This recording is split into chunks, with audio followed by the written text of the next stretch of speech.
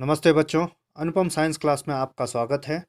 आज हम पढ़ेंगे क्लास 8 का chapter 4 materials, metals and non metals. यह इस चैप्टर का दूसरा वीडियो है। इससे पहले वीडियो में हम लोगों ने फिजिकल प्रॉपर्टीज़ ऑफ मेटल और नॉन मेटल के बारे में पढ़ा था। आज हम देखेंगे chemical properties of metals and non metal. तो हम लोग शुरुआत करेंगे रिएक्शन विथ ऑक्सीजन। जब मेटल और नॉन मेटल ऑक्सीजन के साथ रिएक्ट होगा तो वो उसका ऑक्साइड बनाएगा। जैसे आप लोगों ने देखा होगा आयरन जो है हम लोग अगर खुले में छोड़ दें तो उस पर एक ब्राउन कलर का लेयर जम जाता है जिसको हम लोग रस्टिंग कहते हैं। तो यह रस्टिंग आपका आयरन के ऑक्सीजन और वाटर के कांटेक्ट में आने की वजह से होता है। तो ये है मेटल ऑक्साइड, आपका आयरन ऑक्साइड हो गया ये। तो अब हमको चेक करना है कि यह जो ऑक्साइड है वो मेटेलिक ऑक्साइड या नॉन मेटेलिक ऑक्साइड एसिडिक होता है या बेसिक होता है। तो सबसे पहले हम लोग मेटल ऑक्साइड को चेक करेंगे। तो इसके लिए हम लोग क्या करेंगे, जो हमारा रस्ट है वो हम लोग कलेक्ट कर कर आपका 1 चम्मच रस्ट को लेंगे, कलेक्ट करेंगे। उसको एक आपका टेस्ट ट्यूब में डालकर पानी के साथ अच्छा से उसको मिक्स करेंगे। मिक्स करने के बाद हम उसको रेड और ब्लू लिटमस पेपर के माध्यम से चेक करेंगे कि वो एसिडिक है कि बेसिक है। तो ऐसा जब आप करेंगे तो आपको ऑब्जर्वेशन क्या मिलेगा कि जो मेटल ऑक्साइड होता है, मेटलिक ऑक्साइड, वो बेसिक होता है इन नेचर। ये क्या करेगा, आपका रेड लिटमस को ब्लू में चेंज करेगा। तो रेड लिटमस ब्लू में चेंज हो जाने का मतलब वो हमारा बेसिक नेचर को शो कर रहा है। तो मेटलिक ऑक्साइड हमारा बेसिक नेचर को शो करेगा। अब देखेंगे कि नॉन मेटल का जो ऑक्साइड है वो एसिडिक है कि बेसिक है। तो इसके लिए हम लोग दूसरा एक्टिविटी करेंगे और इस एक्टिविटी में आपको क्या करना है, थोड़ा सा सल्फ़र पाउडर लेना है और उसको एक डिफ्लैंग्रेटिंग स्पून या आप एक बोतल का जो ढक्कन होता है उसको एक मेटलिक वायर से बांध कर भी यूज़ कर सकते हैं। उस ढक्कन में आपको सल्फ़र पाउडर लेना है। सल्फ़र पाउडर लेने के बाद आपको उसको हीट करना है और हीट करके आपको उसको हीट करने के बाद आपको एक कंटेनर में इस तरह से आपको डाल देना है ताकि वो गैस जो है वो उसमें भर जाए। तो इसके बाद आपको क्या करना है, फिर यहाँ थोड़ा से आपको वाटर ऐड कर कर, ये देखिए यहाँ बोतल का ढक्कन है, इसमें सल्फ़र लेकर उसको हीट कर कर आपको ऐसे डाल देना है अंदर और इसको आप ढक्कन बंद कर देंगे तो गैस इसके अंदर बन जाएगा। इसके बाद आपको इसमें वाटर ऐड करके इसको अच्छी तरह से हिलाना है ताकि वो गैस जो वो वाटर में डिज़ोल्व हो जाए। तो अब यहाँ में क्योंकि हम लोग ने सल्फ़र लिया वो एक नॉन मेटल है, तो इसका बाद अब जो सॉल्यूशन बनेगा उसको फिर हम एसिड और इसका लिटमस पेपर के माध्यम से चेक करेंगे कि ये एसिड है कि बेसिक है। तो ऐसा चेक करने पर आपको रिज़ल्ट क्या मिलेगा, आपका ऑब्जर्वेशन क्या आएगा कि जो हमारा नॉन मेटल का जो ऑक्साइड्स होता है वो हमारा एसिडिक इन नेचर होता है, यानी कि ये ब्लू लिटमस पेपर को रेड में चेंज करेगा। तो जब ब्लू लिटमस रेड में चेंज हो जाता है दैट मीन्स ये क्या है, एसिडिक है। तो इस तरह से हमको अभी पहला हम लोग ने जो केमिकल प्रॉपर्टीज है वो पढ़ लिया, reaction of metal oxygen with metal and non metal. तो जब ऑक्सीजन मेटल के साथ रिएक्ट होगा तो मेटल ऑक्साइड बनाएगा और वो बेसिक इन नेचर होगा। और अगर वो नॉन मेटल के साथ रिएक्ट करेगा तो नॉन मेटल का ऑक्साइड बनाएगा और वो एसिडिक होगा नेचर में। तो ये हम लोगों ने पहला केमिकल प्रॉपर्टीज आपका देख लिया मेटल और नॉन मेटल का। इसके बाद अब हम सेकंड प्रॉपर्टी देखेंगे, रिएक्शन विथ वाटर। मेटल और नॉन मेटल वाटर के साथ कैसे रिएक्ट होता है। तो अलग अलग मेटल अलग अलग तरीके से आपका वाटर के साथ रिएक्ट होगा। कुछ बहुत रिएक्टिव होता है, कुछ बहुत स्लो है, कुछ आपका हीट करने के बाद रिएक्ट करता है, कुछ आपका रिएक्शन आपका स्टीम के साथ शो करता है। तो ऐसा करके अलग अलग मेटल जो है अलग अलग हमारा रिएक्टिवनेस दिखाता है वाटर के साथ। जो सोडियम है वो सबसे ज़्यादा हाईली रिएक्टिव मेटल है। तो ये पानी में आपको डालते ही आपका बहुत ही विगोरसली रिएक्ट होगा, आपका एक्सप्लोड हो सकता है और लार्ज अमाउंट ऑफ हीट इसमें जनरेट होता है। और क्योंकि ये बहुत हाईली रिएक्टिव मेटल है इसको हम लोग बाहर नहीं रख सकते हैं, ओपन एयर में नहीं रख सकते हैं क्योंकि हवा में भी हमारा मॉइस्चर होता है, वो वाटर होता है, जिसके वजह से वो रिएक्ट हो सकता है। इसलिए हम लोग इसको केरोसिन के अंदर में स्टोर करते हैं। तो अभी जब हम पढ़ेंगे मेटल और नॉन मेटल रिएक्ट कैसा करता है वाटर के साथ, तो सबसे पहले हम लोग ये सोडियम का ही देख लेते हैं। तो इसके लिए आपको यहाँ एक एक्टिविटी सजेस्ट किया गया है। तो ये एक्टिविटी में आपको क्या करना है, एकदम छोटा सा टुकड़ा सोडियम का लेना है। एकदम आपका एक वीट के जो दाना होता है ग्रेन का, उसके दाने के बराबर आपको लेना है। और उसको लेने के बाद आपको उसको अच्छी तरह से आप टिश्यू पेपर लेकर उसको पोंछ कर ड्राई कर सकते हैं। वो ड्राई करने के बाद उसको आपको एक कॉटन में रैप कर लेना है। कॉटन में आप रैप करके उसको आप एक पानी लीजिए और पानी एक कंटेनर में लेके उसमें उसको फेंक दीजिए। आप फेंकते ही उसमें देखेंगे कि आप उसमें आग लग गया। इतना ज़्यादा रिएक्शन होता है, हाईली रिएक्टिव है ये। तो उसमें फट से आग लग जाएगा। तो ये हमारा जो आपका सोडियम मेटल हाईली रिएक्टिव है वाटर के साथ, इसको इंडिकेट कर रहा है। और जब ये थोड़ा आपका रिएक्शन आपका कंप्लीट हो जाएगा, तब आप इस बर्तन को आप छू कर देख सकते हैं। ये कैसा होगा, बहुत गर्म होगा। तो इसके बाद आपका जो हमारा ये सॉल्यूशन जो बन जाएगा यहाँ पर, आप उसको ये भी कर सकते हैं। आप उसका एसिडिक और बेसिक नेचर को आप फिर लिटमस पेपर के माध्यम से चेक कर सकते हैं। तो जब आप इसको चेक करेंगे तो हमारा जो मेटल जब वाटर के साथ बनेगा तो मेटल हाइड्रोक्साइड बनेगा, और ये आपको हमारा कैसा रहेगा, बेसिक इन नेचर होगा। तो ऐसा करके हम लोग चेक कर सकते हैं। इसके बाद आपका जो नन मेटल है, वो ज़्यादातर हमारा वाटर के साथ रिएक्शन नहीं होता है। और कुछ एक नन मेटल है जो वाटर के साथ रिएक्ट होगा, जैसे आपका फास्फोरस है, ये वाटर के साथ अ, सच अच्छा, you observe that sodium react vigorously with water. Some other metals do not do so. For example, iron react with water slowly. Generally, non-metal do not react with water, though they may be very reactive in air. Such non-metal are stored in water. अच्छा, यहाँ पर आपको दे रहा है कि कुछ जो metal, तो हम लोग ने एग्जांपल देख लिया सोडियम का, बहुत हाईली रिएक्टिव है, और कुछ स्लोली भी रिएक्ट करता है, ये हम लोग ने पढ़ लिया। इसके बाद आपका जो नन मेटल है, वो नन मेटल आपका जनरली जो है आपका रिएक्ट नहीं होता है वाटर के साथ। और कुछ एक नन मेटल है जो आप ओपन एयर में अगर रखेंगे तो रिएक्ट हो जाएगा। तो ऐसा नन मेटल को हम फिर क्या करते हैं, वाटर के अंदर में स्टोर करके रखते हैं। जैसे आपका यहाँ फॉस्फोरस एग्जांपल दिया हुआ है, तो ये एयर में, हम ओपन एयर में रखने से रिएक्ट हो जाएगा, इसलिए इसको हम लोग वाटर के अंदर में स्टोर करके रखते हैं। It catches fire if expose to air. तो अगर आप बाहर रखेंगे तो वो उसमें आग लग सकता है। तो ये हमारा मेटल और नॉन मेटल वाटर के साथ रिएक्ट होने से क्या होता है, ये हम लोगों ने अभी पढ़ लिया। तो अभी हम लोगों ने दो चीज़ देख लिया कि ऑक्सीजन के साथ नॉन मेटल, मेटल और नॉन मेटल रिएक्ट होता है तो क्या होता है। इसके बाद हम लोग ने देख लिया वाटर के साथ जो रिएक्शन होता है मेटल और नॉन मेटल का, तो क्या होता है। इसके बाद हम लोग अभी देखेंगे नेक्स्ट एसिड के साथ। तो अगर मेटल और नॉन मेटल एसिड के साथ रिएक्ट होता है तो क्या होता है। इसके लिए हम क्या करेंगे, हम बहुत सारा सैंपल्स अलग अलग कलेक्ट कर लेंगे आप, और उसको आप टेस्ट ट्यूब में अलग अलग लेबल करके रख सकते हैं। ABCDE करके आप लेबल कर सकते हैं। और वो लेबल करने के बाद आप एसिड को जैसे आपने सपोज़ हाइड्रोक्लोरिक एसिड ले लिया, तो उसको आप ड्रॉप ड्रॉप करके एक एक टेस्ट ट्यूब में डाल के आप चेक कर सकते हैं कि रिएक्शन हो रहा है कि नहीं हो रहा है। तो वो रिएक्शन को अगर हो रहा है तो उसके बाद अगर उसमें से कुछ गैस प्रोड्यूस हो रहा है, तो आप वहाँ पर एक मैच स्टिक को जला के भी चेक कर सकते हैं। तो कोई कोई केस में आपको क्या मिलेगा, एक पॉप साउंड के साथ वहाँ वो आग जो जल रहा है। तो वो आग अगर जल रहा है वहाँ पे, दैट मीन्स वहाँ पर हाइड्रोजन गैस हमारा बना है।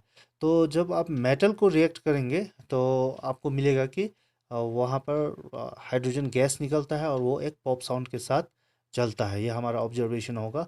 और नन मेटल जो है जनरली आपका एसिड का साथ रिएक्ट नहीं होगा।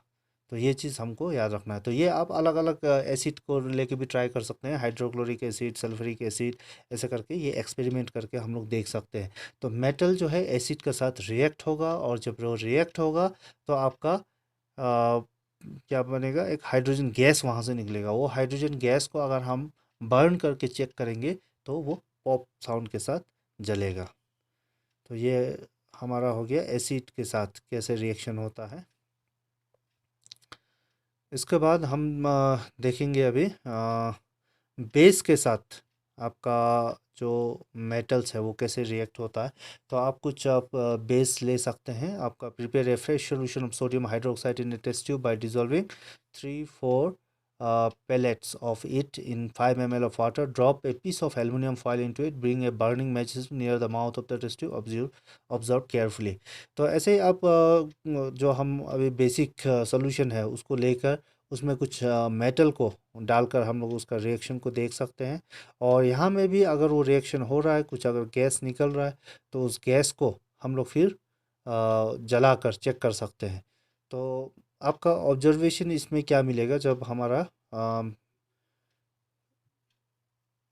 रिएक्ट होगा तो यहाँ में भी आपको मिलेगा as before the pop sound indicates the presence of hydrogen gas, metal react with sodium hydroxide produce hydrogen gas, reaction of non metal with base are complex. तो बेस का साथ भी जब आपका मेटल रिएक्ट होता है तो आपका हाइड्रोजन गैस बनता है और ये पॉप साउंड के साथ जलता है। जबकि जो नॉन मेटल है वो बेस के साथ उसका रिएक्शन बहुत ही कॉम्प्लेक्स है। तो ये हम लोग ने पढ़ लिया। तो अभी तक हम लोगों ने 3 टॉपिक को डिस्कस कर लिया है। रिएक्शन हम लोगों ने देख लिया, केमिकल प्रॉपर्टीज हम लोग पढ़ रहे हैं जिसमें हम लोग ने फर्स्ट देख लिया कि रिएक्शन विद ऑक्सीजन कैसा होता है, मेटल और नॉन मेटल का। फिर हम लोग ने देख लिया कि वाटर के साथ मेटल और नॉन मेटल का रिएक्शन कैसे होता है। फिर हम लोग ने एसिड के साथ देखा, फिर हम लोग ने बेस के साथ। तो ये 4 चीज़ हम लोगों ने अभी पढ़ लिया chemical properties of the metal का। तो अब हमको देखना है डिस्प्लेसमेंट रिएक्शन। तो ये आपका डिस्प्लेसमेंट रिएक्शन क्या है। डिस्प्लेसमेंट मतलब आपका जो हाईली रिएक्टिव एलिमेंट होगा वो आपको जो लेस रिएक्टिव एलिमेंट है कभी कभी उसका जगह ले लेता है, उसको डिस्प्लेस करके वो उसके जगह पर आ जाता है। इसको हम लोग डिस्प्लेसमेंट रिएक्शन बोलते हैं। तो इसको भी हम लोग कुछ एक्टिविटी के माध्यम से देख सकते हैं।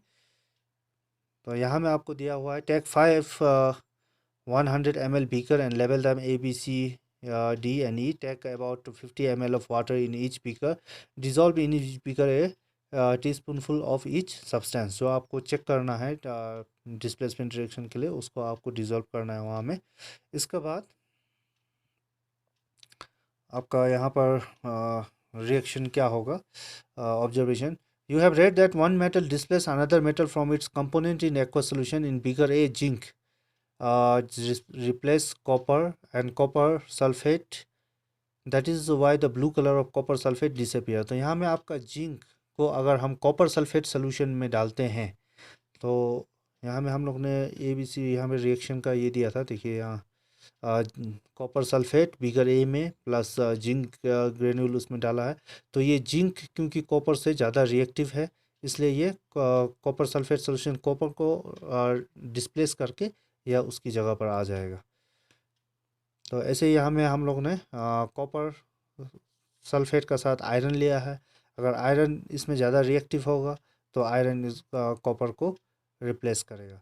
तो ऐसे करके आपका ये हमारा जो डिस्प्लेसमेंट रिएक्शन होता है।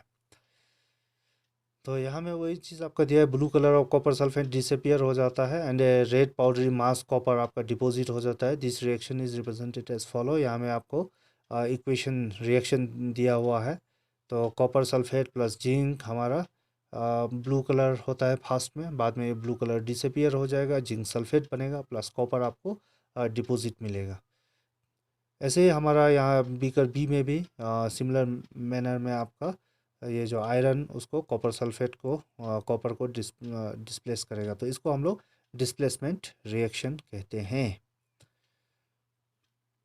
There could have been displacement of zinc by copper in beaker C and by iron in beaker E. Similarly, iron could be displaced by copper in beaker D.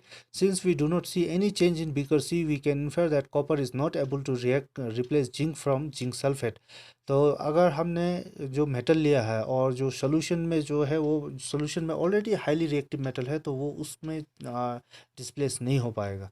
जब हमने सोल्यूशन किसी चीज़ का लिया है और जो मेटल हम ऐड कर रहे हैं वो ज़्यादा हाईली रिएक्टिव है, तब वो डिस्प्लेस करेगा। तो ये चीज़ आपको यहाँ में इस एक्सपेरिमेंट से ये क्लियर हो जाता है डिस्प्लेसमेंट रिएक्शन क्या है और कैसे होता है। तो इसके बाद हम लोग नेक्स्ट जानेंगे uses of metals and non metals. You should be able to guess why metals are used in making machinery, automobiles, aeroplane, trains, satellite, industrial, gadget, cooking utensils, water boiler, etc. You are also familiar with the uses of some non-metal. तो हम लोग metal का use जो है machine बनाने में या automobile बनाने में, एरोप्लेन, ट्रेन, सैटेलाइट या आपका जो कुकिंग यूटेंसिल्स है, वाटर बॉयलर है, इसमें क्यों यूज़ करते हैं? तो ये हम लोग क्योंकि उसका प्रॉपर्टीज़ हम लोग पढ़ चुके हैं, फिजिकल प्रॉपर्टी भी, और इसलिए हम लोग इतना आइडिया कर सकते हैं कि इसका यूजेस यहाँ में क्यों हो रहा है। Uses of metal and non-metal. Here are some interesting ones. We are sure that you will guess them right. Non-metal essential for our life, which all living being inhale during breathing. ऐसा कौन सा non metal है जो बहुत essential है और जो हम लोग सांस के द्वारा लेते हैं? तो वो क्या है? Oxygen. Non metal use in fertiliser to enhance the growth. आपका नॉन मेटल कौन सा हम लोग फर्टिलाइज़र में यूज़ करते हैं जो प्लांट के लिए बहुत ज़रूरी है? तो ये है आपका nitrogen. Non metal use in water purification process.